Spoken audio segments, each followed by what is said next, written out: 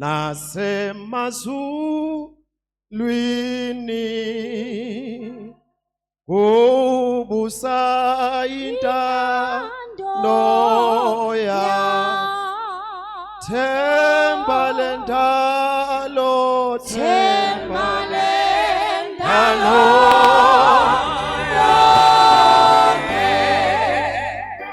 sizobalekela kuwe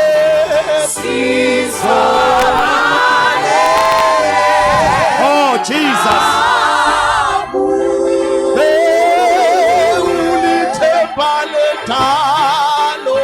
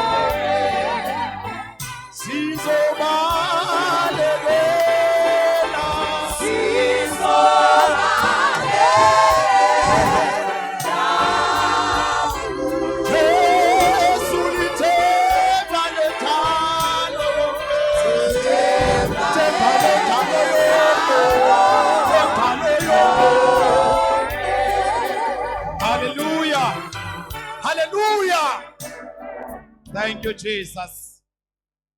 Fisa ukuthatha leli thuba bazalwane. Bingelela umoya ongcwele okhona phakathi kwethu. Sithandwa sethu. Ngithi ke uNkulunkulu osemsebenzini kanye nebandla kulesi sikhathi. uNkulunkulu osebenza ngathi kulesi sikhathi. Ngicela simqhobele izandla kakhulu bazalwane egameni lika Jesu. Hallelujah. Hallelujah. Ngithathe leli thuba bazalwane ngibingelele ubaba umpostoli kanye nomama phakathi kwethu egameni lika Jesu, abazali bethu abasikhulekelayo, abazali bethu abasinakayo, abazali bethu abahluphekayo ngathi uma singenzi kahle. Hallelujah. Ngifisa ukuthatha leli thuba futhi ngibingelele abefundisi bonke, umfundisi Xabashi phakathi kwethu kanye nomama umfundisi umbomvu the senior engekho ke phakathi kwethu bazalwane kanye nomama ekhona yena phakathi kwethu. Ngibingelele umfundisi uNtanzi, ngibingelele abazalwane bonke ke obaba omama, ngibingelele ibandla lika Kristu abadala nabancane nabasha kakhulu egameni lika Jesu Kristu inkosi yethu. Amen. Ngibingelele ozakwethu ngapha emva kwami asebengandulele kule ndawo la kushunyayelwa khona ke ngamandla amakhulu esiphambano. Hallelujah.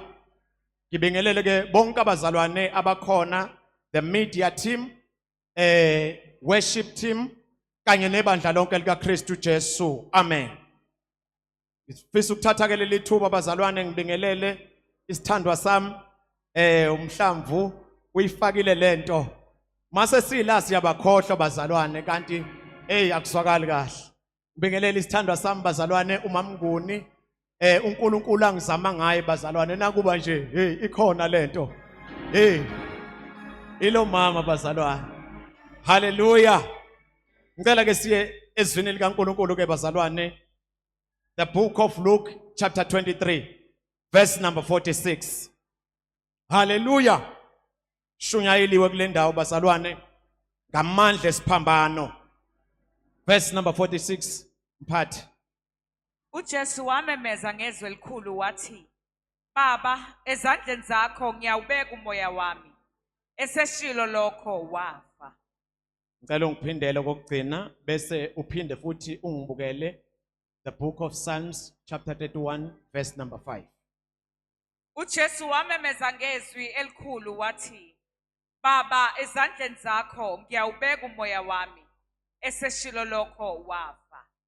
Jesu wamemeza ngezwi elikhulu wathi, Baba, ezandleni zakho ngiyawubeka umoya wami. eseshilo lokho wafa. Ncwadi yamaHubo 31 verse number 5. Ngibeka umoya wami esandleni sakho. Uyangihlenga, Jehova uNkulunkulu othembekayo. Hallelujah. Hallelujah. Hallelujah. Nginento ke bazalwane emfushane kakhulu bese siyathandaza egameni lika Jesu. Ngifuna sibambe nazi izinto ezimbili. Izwi engiqhamuka ngalo liqhamuka ngasekugcineni liba unumber 7. Hallelujah. Abahloli nabacwaningi beBhayibheli bathi unumber 7 is the number of completion. Hallelujah. Inamba yokuphelela, inumber of perfection. Hallelujah. Yilapho khona kugcwaliswa kupheleliswa khona uma kufikwa kule nombolo yesikhombisa. Hallelujah. uJesu ke usho lelizwi bazalwane emveni kwalamazwi ayisithupha andulele lelizwi. Hallelujah. uJesu ngithanda kule ngxenyana kunezwi elithi uJesu azi. Ayikho into kulomzuzu bazalwane noma imuphi uJesu adlule kuwo eyenzeke uJesu engazi. Hallelujah. Hallelujah. Yingakho la sifunda khona ke bazalwane lithi iBhayibheli uJesu ufikwa yilesi simo sokufa kodwa konke okumehlele ukwazile. Hallelujah. Hallelujah. Ngifuna ke bazalwane ke siqale la bese ngigcina ngalamazwi bese siyathandaza. uJesu bazalwane ekufikeni kwakhe eqaleni ufikele emhlabeni efika ngesimo somuntu ukuze amkeleke phakathi kwabantu. uJesu ulungisa indlela ebingaba strange mayezofika ephelele ebuNkulunkulwini. Mhlambe ngethinteke ngezandla, mhlambe ngefinyeleleke eduze kwakhe kuze kuhlaleke naye. uJesu ukhetha ukwembatha inyama ukuze ezokwamukeleka phakathi kwabantu abaphila besenyameni. uJesu wenza ukulungisa kwento azoyenza engakafiki ukuvuma ukucontainwa into yobuthakathaka okuyinyama. Jesu ukube mina mhlambe nganguhuye ngiwuNkulunkulu njengaye ngangeke ngivume ukuzokwehlela enyameni ekubeni inyama ibonakala njengento ewumnikazi bobuthakathaka. Kodwa uJesu enguNkulunkulu wavuma okuthiwa kwabuzwa emazulwini ukuthi ubani oyakusiyela. Then Jesus rose up. Wathi thuma mina Nkosi ngiyakuya.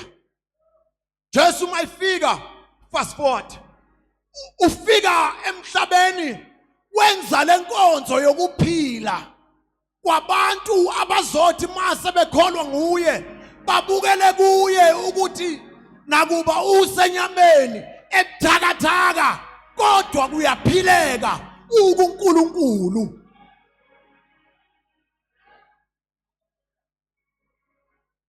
Ngakho uJesu wayethi akekho umuntu oyohlulwa isimo, akekho umuntu oyoba nesizathu ekwehlulekeni athi ngoniswe inyama. Ngoba nami Jesu ngiphilile enyameni.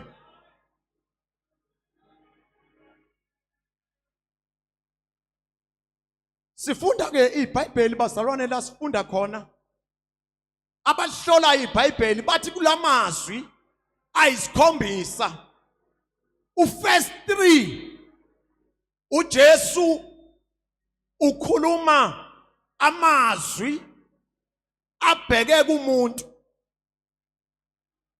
Kodwa uma uqala ezwini lesine uya kwelesikhombisa amazwi kaJesu, it's a dialogue or a conversation between uJesu ekhuluma noNkulunkulu ngoba kulapho okwasekumele kufezekiswe noma kupheleliswe inkonzo owayeyizele emhlabeni ngomuntu.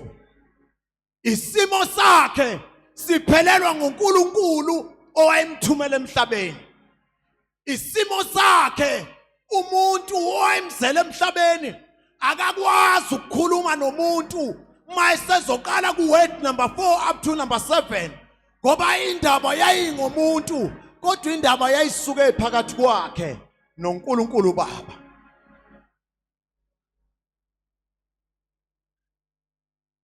La sifunda khona bazalwane, sifunda ke uJesu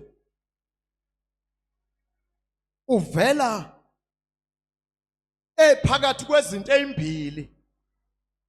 Uma ufunda iBhayibheli umama ushumayele ngamandla eGetsemane uJesu wayephakathi kwezinto ezimbili. Mhlawumbe there was a battle between the flesh and the spirit. Inyama uJesu ehlela kuyo yayimshayisa ngovalo lobuhlungu uJesu wayebufila engakafiki kubo. Sasilengele ngozini ke thina kwakumele sifelwe ukuthi uJesu wayengasarenda ngaloya mzuzu. uJesu wayengathi baba ngiyehluleka angikwazi ukuqhubeka. Kodwa uJesu bear the pains engakafiki engakashawa kodwa wayesebazi ubuhlungu ayizodlula kubo. Wabekezela. Lithi iBhayibheli wayesewusizini olukhulu. Walibekezelela usizi nosizi wayekade sazongena kulona lokushawa kwenyama yakhe. Yathi noma inyama ibhilita wathi uJesu asedlule lesisitshe. Kungabi ngentando yami kodwa kwenzeke yakhe intando wena baba ongithumileyo. Hallelujah.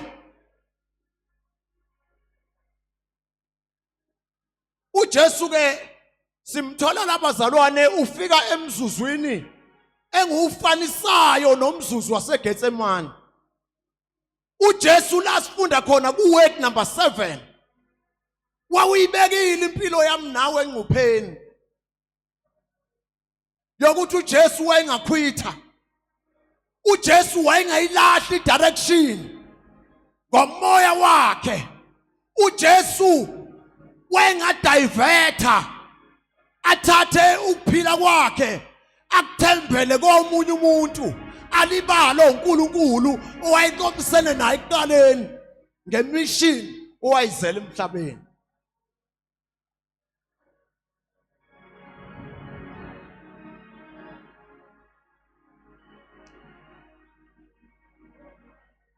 Lapho ke sifunda khona bazalwane lithi iBhayibheli uJesu wamemeza ngezwi elikhulu wathi baba.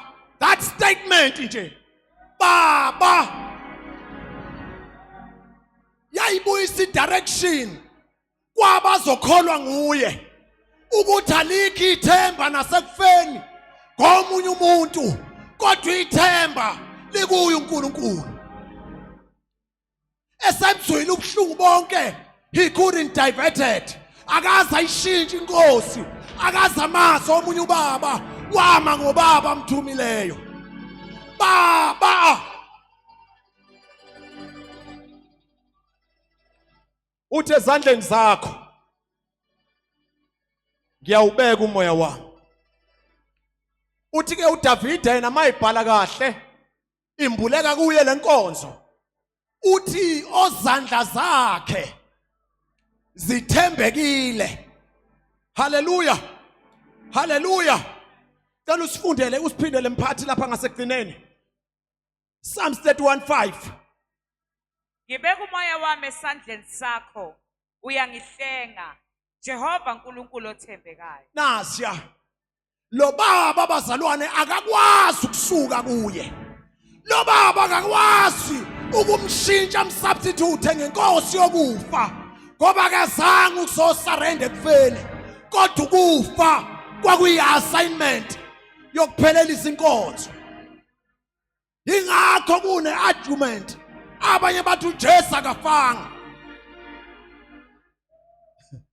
ngoba wayengaphezulu kokufa. uJesu ukufa kwangenamandla okumbulala, kodwa uJesu kwavunywa uye. Ingakho mawufunda kwelesingisi uthi uJesu, I commend my spirit, athi I entrust you Lord with my spirit, athi kwelinye ihumusho I commit my spirit. Lento isitshela ngokusobala bazalwane, ukufa kubanga nawo amandla okumbulala, kodwa ukufa uJesu wakunikeza iallowance ukuthi kuqedwe umsebenzi uJesu wayekade uzele emhlabeni. No wonder namhlanje simile sithi Jesu inkosi, ingoba uJesu wakuvuma ukufa, ngoba kwakuyindlela iyayizongena thina isibuyisele uNkulunkulu. Kuthi angithi webazalwane, akekho umuntu oyoba nesizathu sokuthi mayesemnambithile uJesu wamnambitha uNkulunkulu aphinda hlehla abuyele emuva maqeda izulu understand. Awukwazi ukuthi ungana ama challenges ongacomplaina ngawo uNkulunkulu awa understand mawuthi ngelinye ilanga ngiyakushiya phansi Jesu. Izulu alisoze la understand ngoba uJesu waqala kuqala wahlushwa ngenxa yami nawe. Abukho ubuhlungu obusize wami obungaphezulu kosize obuhlungu obezwa uJesu. Ngifuna amasothandaza namhlanje ake simbuke uNkulunkulu njengaye uJesu esesiphambanweni. Lithi iBhayibheli isiphambano uJesu wayekade bethelwe kuso babeke bakhona abanye kwaIsrayeli ababethelwa kusona isiphambano. Babeke bafa befa ngasi isiphambano, befela kuso isiphambano, kodwa mhla sithwelwe uJesu efela kuso washintsha the taste of death. Sokufela kulesi yasiphambano okwakuthiwa kuyihlazo, kodwa wathi thina ngokufa kwakhe sezwakala sithi ngokufa kwakhe sathi ukufa kuyinzuzo kithi. Hallelujah, hallelujah. Washintsha i-assignment yababhali, kwezwakala obhalayo wathi babusisiwe abafayo bafele enkosini. Hallelujah, hallelujah. Ukufa kuyesatshwa, ukufa abantu bayakubalekela, kodwa thina esikholwa uJesu, Jesu wasithenela ukufa esiphambanweni. Akekho umuntu onesizathu sokusaba nokubalekela ukufa ekhonza uJesu ophilayo. Kuthi angithi uJesu wanqa ukufa kaJesu kwanqamla zonke izaba ezazenziwa ngabantu ukususa noma ukuhlanza izono. Babezenza abantu izaba, kodwa izaba zayiphelelwa isikhathi, ingakho zayidinga ukuvuselelwa. Ingakho bonke abantu kwakubiza ukuthi balahlekelwe. Namanje sinabantu abaziyo ukuthi ngesikhathi sePhasika kufanele basacrifice, ngesikhathi sika December kufanele ahamba ayothenga inkomo achithe igazi, kodwa thina lika Jesu lachitheka kwakanye maqeda izono zethu zahlanzwa permanent. Kuthi angizoqinisa umuntu namhlanje okhona osemamukela uJesu uzile ePhasikeni but double minded about this Christ. Abanye bangena emshadweni bathi bengena emshadweni kwathiwa ngeke ulungi ungamenzanga u1 no2 no3, ngeke ubathola abantwana, ngeke ubusiseke emshadweni. But I want to tell you, in Christ sinqobile konke. igazi lakhe lachithekayo alisena mhlatshelo eminye edinga ukwenziwa ukulekelela lona. Haleluya, haleluya, haleluya. Uma ufunda incwadi yamaHebheru chapter 9 verse number 6, lithi kepha lezo zinto zilungisiwe ngokunjalo abapristi bangena njalo eTabernacle lokuqala befeza izinkonzo, kodwa kwelesibili kungena umpristi omkhulu yedwa kanye ngomnyaka, kungengaphandle kwegazi anikela ngalo ngenxa yakho uqobo nangenxa yezono zabantu. Akukho sono namunye umuntu oyoba namandla ukuthi azixolele kusona ngokuthenza umhlatshelo. There is no sacrifice eyoba khona nesayokwenziwa ngaphandle kweyenziwa uJesu. Kuthi angithi ukufa kukaJesu kwasivulela iminyango. Ukufa kaJesu kwasivulela umnyango. Number 1 wokungena ensindisweni. Ngesibindi siyazi inkosi eyasithengela ukuphila kwethu ngegazi layo, the man Christ Jesus. Number 2, kunendawo abantu ababethi noma bemazi uNkulunkulu ngokwesivumelwano esidala kodwa babephelele endaweni ethile bengafinyeleli kwezithile ngoba zazehlukaniselwa abantu ngokomthetho wesivumelwano esidala. Ukufa kaJesu lithi iBhayibheli lalikhona iTabernacle lokuqala elalimisiwe, kulona kwangena abapristi abahlukeneyo, kodwa lithi kwelesibili kwangena umpristi omkhulu kanye ngomnyaka. Mawufunda incwadi yamaHebheru ngithi chapter 10 mangaphosisi yethula umpristi omkhulu, the man Christ Jesus. Ubaba mayisifundise ekseni bazalwane uchaza inkonzo yobupristi. Ngiyathula ngiyalalela ukuthi uJesu sengathi wayeza nokulungisa oyekumemezela ekuqaleni ukuthi angizile ukuzowuchitha umthetho kodwa ngizogcwalisa. Ingakho iBhayibheli limethula njengompristi omkhulu ozwelana nobuthakathaka bethu. iBhayibheli lim-identifya kwabanye abapristi ababekhona ababengathi noma bekuzwela kodwa isono sakho masifanele ukuthi ufe wawufa,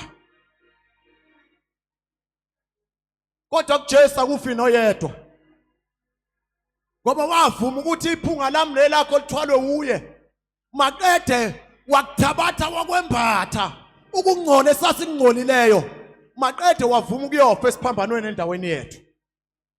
Uthi uJesu, Baba, ezandleni zakho ngiyawubeka umoya wami. Haleluya. Baba, ezandleni zakho ngiyawubeka umoya wami. Kuthi angithi there is no God and there is no other God ongamethemba ngokuphila kwakho ngaphandle kwakho uJesu. Sinikezwe yena yethu uJesu elithi iBhayibheli ayikho insindiso ngomunye kodwa ingaye yena yedwa. Haleluya, haleluya. Ngike ngabona abantu babumthiyane ngesikhathi seCovid. I won't mention names.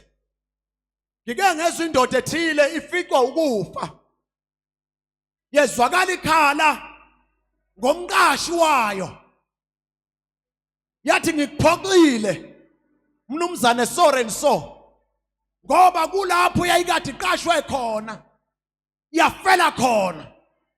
Kodwa bengiyothi bazalwane mawuhamba nangaphandle kukhona abantu esingabamukeli ababizwa ngezigebengu abasenza singahlali kahle emphakathini. Isigebengu siba neboss. Uma isigebengu kwenzeka sificwa ukufa asikhali ngomunye kodwa sikhala ngomqashi waso. Ubaba ngelinye ilanga eshumayela uthi akekho umuntu ongasebenza kwenye ifemu asebenze kwenye ikhampani maqeda hole kwenye. Ingakho noJesu bazalwane isivumelwano sasiphakathi kwakhe noNkulunkulu God the Father. Uma uJesu eficwa ukufa ethwele ububi bamnawe, wayengeke uJesu abone omunye ngaphandle kwaNkulunkulu Baba owayenze naye isivumelwano. Ingakho uJesu ethemba uNkulunkulu ngomoya wakhe ethi Baba ezandleni zakho ngiyawubeka umoya wami. Bengiyothi kunesifundo engisifunda la namhlanje sokuthi bazalwane engathi nathi besingebe naye enye inkosi. Le nkosi enguJesu ithembekile. Le nkosi enguJesu uyakwazi ukubekezelela ubuhlungu ibingasiphikisa esiphambanweni. Yakwazi le nkosi ukubekezelela amaphunga esasinuka wona maqeda athwalwa yiyo yafi ngafanele ukufa. Akekho umuntu obeyoba nesizathu sokuthi afuna abone enye inkosi, kodwa afuna inkosi enguJesu yona yodwa. Haleluya, haleluya. Mawufunda incwadi yabaseKorinte bokuqala uchapter 15 uverse number 58. Ngicela sifunde bazalwane bese siyathandaza. Umpostoli uPaul ubhala lamazwi ebhalela ibandla laseKorinte. Uthi ngakho ke bazalwane bami abathandekayo, yibani ngabagxilile. Haleluya. Yibani ngabanjani bazalwane? Abagxilile. Bekubiza ukuthi abantu bazalwane bazokwazi ukuthi ukufa kukaJesu kwaba inzuzo kubo. Bangawangabaza amandla kaJesu ovukile ekufeni. Bangakwesaba ukufa abasatshiswa ngakho mabe kuye uJesu. Bazi ukuthi bakhonza inkosi enqobile ukufa. Haleluya. Haleluya. Bengiyothi namhlanje bazalwane wonke umuntu omaziyo uJesu nosezwile ngaye wezwa nalomkhosi ongaka wephasika, bengimela ngadivert agxile kuyinkosi enguJesu. Abe ngongacegiyo ngoba uJesu uzobuya masinyane ukuzolilanda ibandla. Uthi ubaba mayeshumayela eksene esifundisa ngale nkonzo kaJesu yohambo lwaluye esiphambanweni. Lithi iBhayibheli kwangimele mabedla iphasika izandla inyawo zabo zime, ihlangu zabo zise zinyaweni noma icathulo zabo zise inyaweni. Meaning they have to be ready to go. Hallelujah. Bekubiza ukuthi bazalwane nakulesi sikhathi sikhona ephasikeni so celebrate iphasika lethu. Singayishiya inkonzo ngemuva. Hallelujah. Ungayishiya inkonzo ngenxa yezinkathazo, kodwa come to the celebration with the service that you have received in Christ Jesus. Uzo celebrate in the midst of those challenges, in the midst of those problems obhekana nawo. Ngoba usuki kwenye inkosi, awuyi kwenye inkosi, ukuhlupheka kwakho ukuthola ukuye uKristu. Asidiverting ngenxa ama challenges, asidiverting ngenxa yenhlupheko zokungasebenzi, asidiverting kuKristu ngenxa ama challenges in our marriages, kodwa siyahlala kuye, sibambelele kuye. Hallelujah. Ukuse noma sifika ukufa sifele kuye. Hallelujah. Hallelujah. Ngiyacabanga mpostoli mangathiwa kuyenzeka, mhlambe kuyenzeka